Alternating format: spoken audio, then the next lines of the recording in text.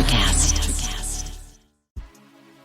There's a change happening in the way we live, the way we work, the way we spend our money and make our decisions. We are evolving to be more conscious in our actions in a way that serves the world and makes it a better place. Welcome to the Ethical Evolution. The Ethical Evolution podcast is brought to you by Ethical Change Agency. I'm Bindi, I'm the founder, and my mission is to help ethical entrepreneurs and holistic healers to find their voice through spiritual coaching and podcasting. I'm honoured to bring you the stories of those who create change through healing, kindness, innovation, purpose, and spirit. Understanding that to create collective change, we need to be the change. It all begins with us. Lucy Wood previously worked for LinkedIn and now helps soul-led organisations, entrepreneurs, leaders and coaches to take their business to the next level.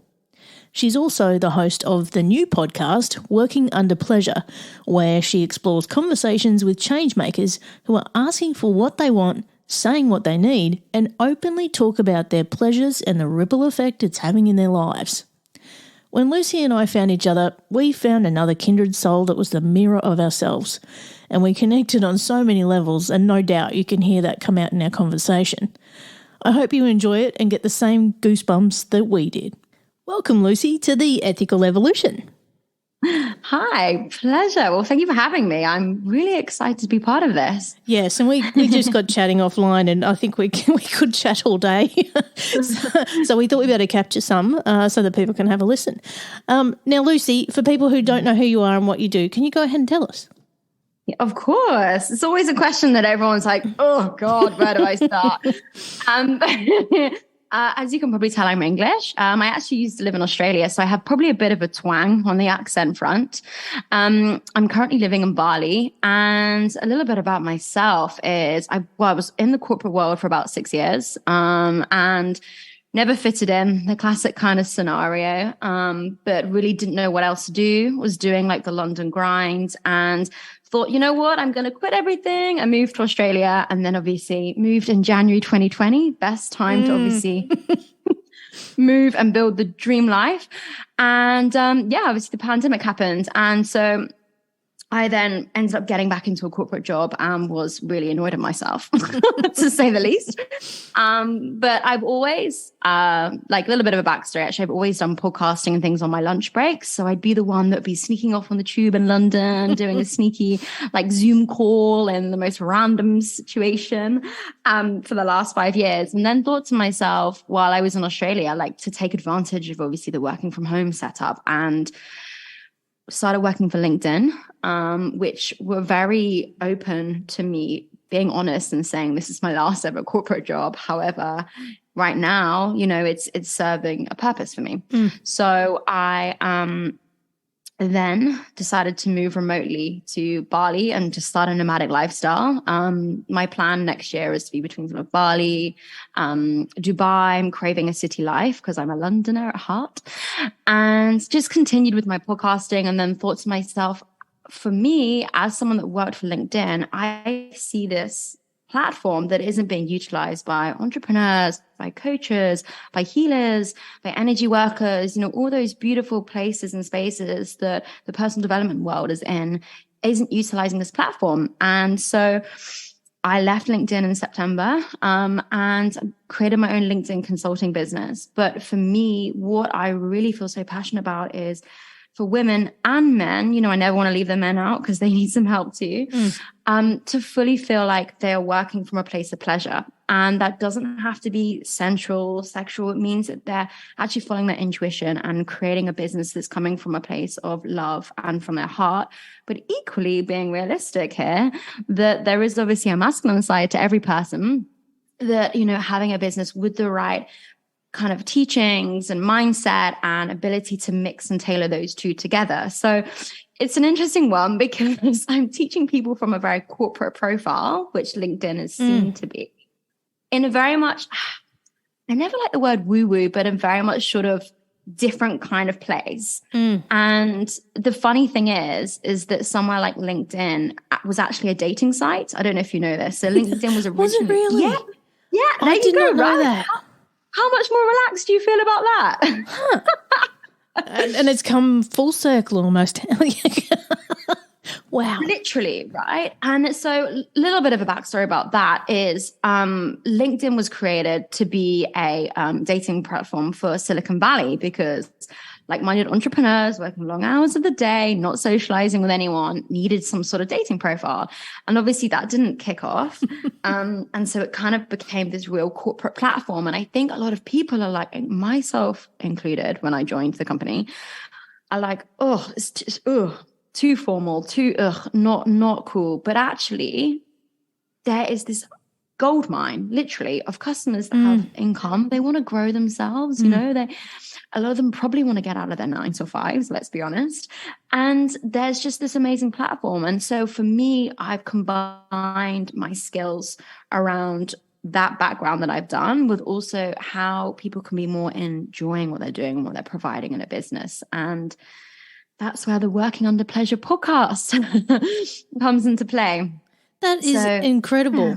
That is amazing. You know what? I have worked in social media for over 15 years, and I didn't know that one. So thank you for that. I have noticed a bit of a resurgence in the last year or so with LinkedIn, and people being a bit more real and being a bit more honest. And like particularly since the pandemic, I've seen a real shift in LinkedIn in the way people are communicating. They're being very raw, very vulnerable, very honest. And that's the stuff that hits people in the feels when it comes to social media. You know, when we can relate to another human, that's where we get the cut through. And no doubt that's probably what you do in your teaching, right?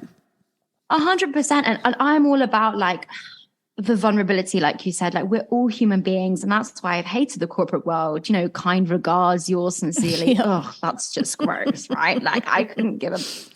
I don't know if you can surround this podcast, but I couldn't give a shit. I'm English, right? I couldn't give a shit. And what the escapism for me was that I could podcast and have real and raw conversations. And I'm, as you can tell, a talker. I love interviewing and also love presenting. But then to see that people were being real on LinkedIn and actually, you know, crying out for help sometimes as well, because social media, I think a lot of us are fed up of social media, really. It depends your mindset, but if people can understand that this is a platform that they can be themselves on and it attracts their client or their connections, like we were talking about earlier, and it's just a win-win. And I never like to bore people with stats, but I do just want to say something like simple. There's a new member that joins every 3 seconds. So like if you're not looking at it, but looking at it in a fun way, then you're missing out. You are missing out. And, you know, I don't get any commission from LinkedIn anymore. So this is just my internal experience. So yeah, it's a big part of the world that people need to tap into if they want. And you know something funny, I also have a corporate job that I do on the side, which we haven't even spoken about. And part of that, so I have a digital background, and so part of that is social media. And I find if I just step away from, you know, the analytical mind and let myself scroll through LinkedIn for a little bit, and I know we're banging on about LinkedIn here, but just give me a sec, is if I just scroll through that and see what other people are doing, I get so many innovative ideas because I'm starting to activate the other side of my brain and think about how does that relate to me? How can I deliver something similar? I find that I can deliver greater change by just switching off that analytical mind and just going and exploring what other people are doing in this platform. That's amazing that you've tapped into that, because it's almost like I feel like you've been in the training programs, but I say to people, you know, comment on, I don't like the word competitors, but like comment on the people that are doing what you want to do or similar things, because that's where your tribe, your clients are going to find you. They're not going to find you if they don't know or follow you, you know, and that's the good thing about LinkedIn. So that's great that you get that inspiration when you have a little look and you see what else is going on out there. And you can also block out the noise quite easily as well. You can pick and choose what you want to see. So it's it's a great platform.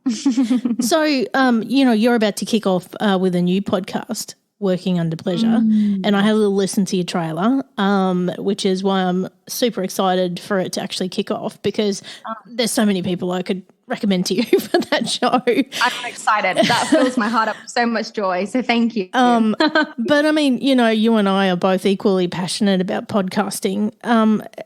Tell us what's the premise of the show and what do you hope to achieve through it? It's an interesting one. So I shared this with you earlier. I was in LA recently talking around like what I actually want to do with this new show. And I've avoided what I really wanted to do for the last few years out of fear, like many of us. And I want men and women to feel more comfortable and openly about talking about what they want in the most vulnerable situations. And naturally, that can include the bedroom, that can include relationships, that can include love, or all these kind of, vulnerable conversations. And I feel like now more than ever, people are losing their voices, right? And I think for me, if you speak up your truth, your voice gives you that pleasure in life, because you ask, you receive, right? And we were saying this earlier, whatever form that is. But talking around taboo topics, which probably shouldn't be taboo because we came to this earth through sex and intimacy, right? Is the underlying reason why I want this show to be all about working under pleasure. But what I mean by it is that you have to work on yourself in order to receive that pleasure in whatever way you want it to be. So for me, it's interviewing different change makers that are creating the life that they want to create. And we're combining it with business, love, and obviously sex. But ultimate, what is pleasure for you? So, it's just a real underlying factor that people should use their voices and how they can tap more into their body. I'm a big believer about your body shows the score, which I've learned probably the hard way, but, and it's just a different stance of looking at things, because yes, you could say you have an amazing life, but let's also talk about the shit side of things as well. Let's talk about reality here. And I don't mean staged reality. I mean genuine reality. So yeah, that's a long-winded answer. Oh my gosh, there's so much to unpack there, Lucy. Like, seriously. You and I intersect so much with that, because the change starts with us, right? If we want to have that pleasurable life and have a better world, that change starts with us. We are the stories we tell ourselves. And so if we could write a new story, a whole new chapter, we are the change. Oh, I just got goosebumps. Me too. It's boiling in Bali, but I suddenly feel a little bit cold. Oh man, that was a bit freaky. But yeah, it's like what you've gone through there. My mind just wandered. It was like, imagine the conversations you were going to have in the near future when people get raw and real about what pleasure means to them, and to not care about judgment or shame or any of those kind of things. Like, just get down to the grassroots of what gives you pleasure. 100%. And it was a really interesting realization that I had. This is what I wanted to do, because I'd got all these guests lined up, and I then had to remessage them and obviously tell them that, and I never stage anything. I just give them an underlying theme. So many of them were so uncomfortable about it. And I was like, you know what? Shit. But equally, we're onto something here, because that says a lot, right? And we can talk about mindset until the cows come home, but if we're actually expressing how we feel and also feeling that in our bodies, it could be nervousness, it could be any emotion. People don't actually know what would bring them pleasure in obvious questions, A lot of people just kind of give a little awkward response and they're like, oh God, we're talking about sex. And it doesn't have to be. Like, one woman, for example, recently said to me, eating dessert with a small spoon. That's the first thing that came to me aside from sex was I can imagine someone getting on there talking about like eating a whole bucket of ice cream, like good on you. Like, whoever admits that, great. Like, let's talk about it. What flavor is it? Are you in your pajamas? Are you just vegging out on the couch? What are you doing? Like, everyone else is doing it. So yeah. But it's almost a bit of an expose as well, isn't it? Like, the things that we do behind closed doors or behind the curtain that nobody knows about that bring us pleasure that are our secrets. Exactly. But we all probably are doing very similar things. Yes. We talk about the Netflix and chill and all that kind of stuff. I mean, seriously, what are we doing? Yeah, exactly. And I think the more people that can open up and be like, hey, I did this, or I had this thought, the more people are like, oh my gosh, same. And that builds the connection that I feel we've lost so much connection over the last two and a half years. And we're all relying on Zoom and things like that now, which is a great tool. But are we having the vulnerable conversations through Zooms? Are we connecting through that way? And a lot of the time I feel I get Zoom fatigue. This isn't one of these conversations, for example, because we're not connecting. We're not being honest. We're not saying, hey, like I've got my pajama bottoms on right now and you can't see them. It's just simple things like that humans crave. And that's what I love about podcasting, because we can have the most vulnerable conversations and share so much. And that's one of the things that I don't always say during an interview, but I'm going to say it right now, is that, and you've highlighted it just there in what you were saying when you changed your messaging and then people felt uncomfortable. Like I have a really highly developed intuition that allows me to know without even speaking to someone whether they're going to be a good fit and we're going to connect. Now, you're in Bali, I'm in Brisbane. Like I feel completely connected to you right now, like you're in exactly the same room. How would you agree? 100%. And you cannot do that with everyone. That's just the simple fact of life. You cannot do that with everyone. But because I can read your energy before you even sat down and turned on the computer, I know that this was going to be a no-brainer. And people go to me, oh, don't you want to talk first? Don't you want to work out? So I'm like, no, it's fine. Just trust me. And every single time people walk away from being sometimes a nervous guest who probably hasn't done this before, or not very much, not like you though. But they might, this might be their first podcast they've ever done, to being an absolute, like best friend, almost like family, soul sister, like we go through this transition in this conversation through connection. Absolutely. And it's a beautiful experience. And I just want everyone to feel like this, like to feel that they're part of something and they're connecting with whoever they're talking about. And it could be the most simple things. It doesn't have to be deep conversation. It's just that connection that we crave, right? And that's the number one thing that I love about podcasting, is that I love that energy and that transition that I see in people from the beginning to the end. And when they actually get to be part of the experience too, and they experience the change in that moment. I mean, for you, what's the big win for you when it comes to podcasting? Oh God, there's so many. For me, it's more the listeners. Like I really enjoy when a listener, I don't know if you find this, but it's always the podcast that I find least interesting in the conversation. Like I love all my conversations, but I often think, the listeners are going to love that. And it's the ones that I least expect. But when a listener messages me something really personal that I don't know about at all, and they share that they've made a little step or a change in their lives, that you just can't beat that. You can't beat that at all. Or, if I find I've helped someone in some way that I least expected, that it just fills my heart up. So yeah, that's my favorite thing. It's the listeners and the audience. And yeah, I love that part. And, I've said to many of my friends who are podcasters that have been on this actual show that all it takes is one person to see us. One person. That's all it takes. All it takes. And it could even be them listening for the first 2 minutes and they get exactly what they needed and they move forward with it. And that's why I'm a huge fan of mission-based podcasts, ones that actually are here to make a difference or to make a change or to do something other than just babble on about shit. And, we can do Joe Rogan till the cows come home, but I'm really not a fan of that stuff.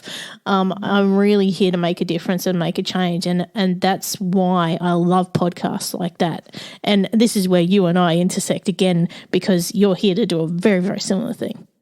Yeah, 100%. And I don't know about you, but I question myself sometimes. I'm like, I used to sell email security in London 4 years ago, right? Like, which I did not fit into at all. It was like, excuse me, like a Wolf of Wall Street. I don't know if you've watched that film. Yeah. Set up, and I love the people there, and I will forever love them. But I was the only woman in this really over masculinized, and I'd walk up there in my heels, and and I'd do very well. But I would be like, what am I doing? What is this life? So I'm eternally grateful for podcasting and for having a voice and to be able to use this voice. Because for me, I'd never used my voice for a long time, and it was always there inside. And I feel very passionate about also people learning to speak up about their voices. Because a little bit of a background, I had an eating disorder from the age of 18 through to 30. I'm now 20, so 22 years, I'm now 32. And that was suppressing my voice. I was a talker, and I could talk before I could walk as a child. And particularly asking people the triggering questions that no one wants to answer. So my parents probably adored me for that. And I just was over it. I was like, this doesn't do anyone any favors anymore. This victim mentality does not work for me or anyone. So went through a lot of therapy and left some really not fulfilling environments. And so now I feel more passionate than ever for people to use their voices, because we all have one. And it's a gift, really, to be able to speak up. Oh my God, it's like we're twins. Seriously. Really? Oh my God, tell me. I want to hear. Because, for many years I struggled with finding my voice too. And, I had a background in radio and all those kind of things. But, I wasn't heard and I wasn't seen. And it wasn't until I dealt with all the issues that I was ready to be seen. And that was when I was actually the cover image on my podcast. So that was me getting out there and going, hey, world, I'm here, I'm ready. And, oh, my gosh, look what's happened in 3 years. Was it 3 years for you as well? That's crazy. 2019 must have been a magical year. Something happened that year. If you don't mind me asking, this is the podcast for me. What shifted you to then put your face on your podcast cover? Again, like actually becoming aware and conscious of what was holding me back, and then actually doing the work to heal. And so my first podcast that I ever did was 4 years ago, called The State of You. And it was like my own therapy. And I started that, and I only got, 8 episodes in, and that guest invited me to host theirs. So it then took off from there, and then we got the Ethical Evolution. And I've been on, I don't know how many shows since, across the world. So this thing is booming. I am seen, I am heard, I am recognised now in a way I never was before. Wow. That's crazy. And I think, what, we always talk about the work, but I don't think a lot of people, myself included, was like, what the hell is the work? Yeah. Like, what is this? Like, what did you find was good for you that helped you step up? What tools, if you only don't mind sharing, sorry. I don't want to take over your show. I'll just hand over, shall I? Tell me to stop. I'll stop. I love it. I love it when I get podcasters and they do this to me.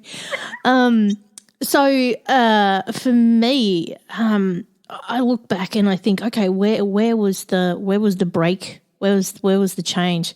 And I think it was like a meditation retreat thing I went to, and I'd never meditated in my life. And I was like, all right, well, let's just give this shit a go. Let's see what happens. And it transformed me.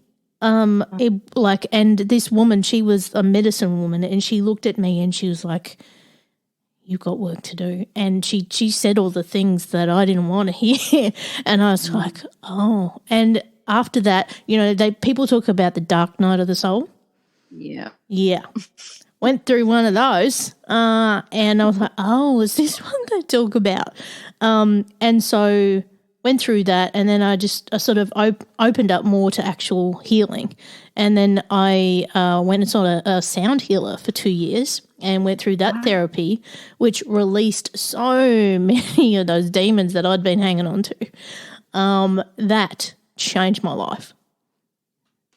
Wow. And now, now I actually write and create meditations for other people. So there you go. My God. That's medicine in itself. That's crazy. And it's interesting to hear sound healing was the medicine for you. I've never heard anyone say that before. So yeah. Oh. Yeah, and look at the connections though. Sound healing, recording studio. Yeah. It's incredible. So it's funny that, you know, the more you reach out in these circles, how much we've all got the same kind of story, how we're all healing the same stuff. We're already connected on a soul level somewhere else. And, you know, I just hope that these future generations that might be listening right now don't have to go through the shit that we went through. Yeah, agreed. I'm a big believer in the work that we do now stops at our generation, and that, you know, I want to have a family at some point in my life, and I feel like my children won't go through these patterns. I mean, they'll probably pick up some shit, I'm sure, but you know, they won't go through some of the patterns that we've been through, and we are the change makers of our generation, which is amazing. And, you know, I'm already seeing some really amazing, promising insights from the current generation in just the way they treat the planet and the way they're making decisions. That alone, I think, is promising. Definitely. It's really inspiring. When I speak to younger people, I'm like, oh my gosh, like, where have you come from? What planet are you on? Because they have access to so many amazing tools, and they're being raised by people that have done a lot of work on themselves. So it's a very exciting time to be alive. And they're much more mature than we were our age. It's like, my gosh, how did that happen? They look way cooler, way hotter as well. Like, I was not sexy at 14. And I know that sounds really wrong. Isn't it funny though? No. 100%. Now, Lucy, if people want to find out more about you and what you do and the training that you do, where can they go? Yeah, sure. A couple of things. So there's the Working Under Pleasure podcast, which goes live at the end of the month. And so I'll give you the show links. So that's Working Under Pleasure. Also, if you go on LinkedIn, so I'm Lucy Wood on LinkedIn, there is sort of a list of my courses and training platforms there. And then obviously there is Instagram as well, which is I am L Wood. I'm not really a big Instagrammer, to be honest. But that is where you can see my YouTube channel on there as well. So yeah, those are all the links. I'm sure they'll probably change by the time this is launched, but I will update them in the notes. So that's where you can find me. I see what you did there. I am Elle Wood. I see what you did there. What do you mean? as in legally blonde Elle Wood? Oh, I know. I get that all the time.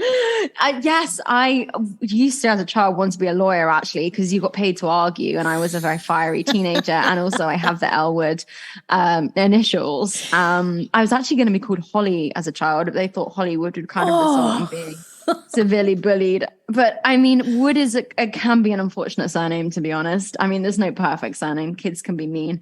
But yeah, Lucy Wood is where you can find me. Sorry, I had to go there. Fine. Now, Lucy, I got the last big question for you. Go for it. What's the change you'd like to see in the world, and how can we bring it to life? Oh my gosh. There's so many. I feel so passionate about women having a voice. And it was really, really eye-opening for me when I was in LA, because it was obviously going through all the abortion rights and things like that were disappearing. And just to see a society and a world that's going backwards, and yet in such an advanced place. You know, look what we're doing right now, but the basics are disappearing in many countries. So for women, I feel very strongly about women finding their voices and passing on to generations for their children to feel the same, because if we don't speak up and ask what we want, we're never going to get what we deserve. So that is what I truly feel very passionate about, and very determined to make a change in the world around that. And you know, it's 2022, by the way, and I am just gobsmacked by some of the laws that are even being considered in the States at the moment. Like, Agreed. Seriously, wake up to yourself. It's just, it's jaw dropping. And actually, when I went over to the States, and don't get me wrong, we've all been in bubbles really for the last 2 years, right? For someone that used to live in Bondi in Australia by a beach for 2 years, then to come to Bali, I have been in a big bubble and realized the struggles that the women are going through in somewhere like America, where they are losing their voices on a daily basis, is heartbreaking. And it doesn't matter whatever country you're from, just to see people losing their basic human rights is not, it has to stop, and it will stop. And I'm determined to be a massive change maker for that. Yeah, and, don't even get me started on, all of the LGBTQ rights that are being absolutely, particularly trans people, how they're being treated in the States at the moment. Don't even get me started. Yeah, it's disgusting. And I feel very passionate too about that side of things. My brother is gay, and I've always known that about him, and I just adore him, whatever. But just to see that part of things as well, it's disgusting. Yeah, I agree. Don't get me started. That's episode 2 of You and Me. Oh boy, we could go on all day, and we probably shouldn't do that to people. But Lucy, seriously, you have been an absolute delight. Thank you for every minute. Pleasure. Thank you so much for having me. And if anyone feels, they want to speak more, or I'm an open book, so slide into my DM, drop me a message, and I'm always happy to help and support anyone find their voice. It's just magic. So if I can help anyone, let me know. Amazing. Thanks for listening to the Ethical Evolution podcast.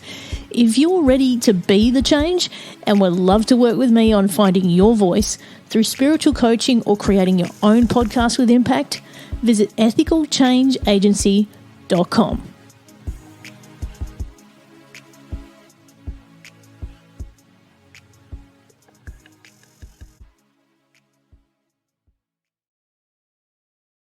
If, like me, you love music and the movies, you'll love our podcast, Sync Love. I'm your host, Kurt Debeek. I meet with top music supervisors and experts to learn what film scores inspired their careers. From Wes Anderson to Sofia Coppola, Quentin Tarantino to Spike Lee, great directors have called on a host of musical talent to bring their visions to life. We talk about the challenges and triumphs that changed their lives. Join us for movies and music on Sync Love, wherever you listen to podcasts. Electricast. All right. Welcome. Hosted by yours truly, Rich LaMonica. We invite experts from many fields, from authors to entrepreneurs, to share their journeys with the Misfit Nation, and a space for fellow veterans to share their stories through our Warrior Wednesday initiative. The show was born from veterans, but has evolved into a living, breathing place to showcase leadership, mindset, motivation, loyalty, and above all, family. Join us to enjoy great chats and possibly become a guest. Electricast. Misfit Nation. Electricast.